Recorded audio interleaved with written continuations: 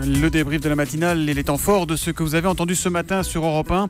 Nous sommes en direct de Seine-les-Alpes depuis 6 heures. C'est à quelques kilomètres d'ici que l'avion de la Germanwings s'est écrasé. Sébastien Krebs, l'un des envoyés spéciaux d'Europe 1, a pu survoler la zone. Écoutez son récit, ce qu'il a vu. C'était dans le journal de 6h30 tout à l'heure.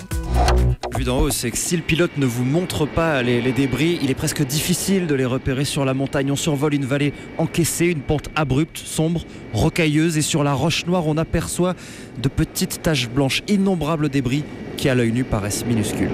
Là on est à peu près donc à 1500 mètres d'altitude. Voilà, on va passer ce col et derrière c'est la zone du crash.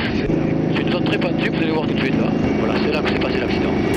Voilà, la zone de l'accident qui est particulièrement difficile d'accès, c'est ce qu'est venu nous dire le général David Galtier, le commandant des gendarmes de la région Provence-Alpes-Côte d'Azur.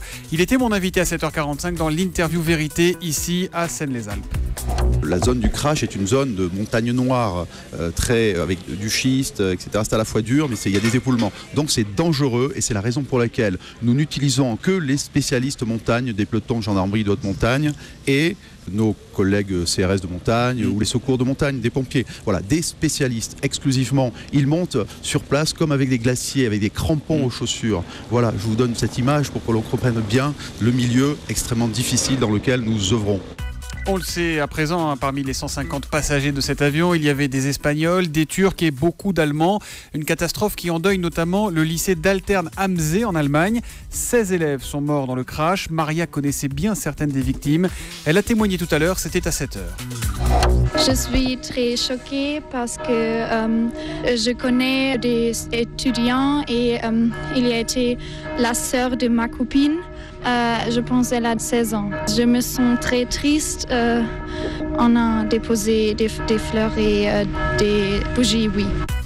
Beaucoup d'émotions qu'on ressent très fort ce matin ici et évidemment l'enquête qui doit progresser, qui doit aller vite. Une des boîtes noires de l'appareil a été retrouvée, celle qui enregistre les conversations en vol dans le cockpit. Sur cette enquête, vous nous appelez beaucoup au 3921, le standard d'Europe 1, et on a notamment une question de Jean-Sébastien. Jean-Sébastien, vous nous appelez de Brest dans le Finistère, bonjour. Bonjour Thomas. Quelle est votre question, Jean-Sébastien ? Oui, j'aimerais savoir si l'enregistreur de phonie, la boîte noire, peut être désactivé volontairement par l'équipage. Est-ce que la boîte noire peut être désactivée par l'équipage, un acte qui serait volontaire ? Cette question, je vous la pose, Bernard Chabert, consultant sur les questions aéronautiques pour Europe 1. Non, le principe même des boîtes noires est qu'elles fonctionnent en dépit de l'équipage, si on peut dire, ou avec l'équipage. Non, les boîtes noires font partie de l'avion.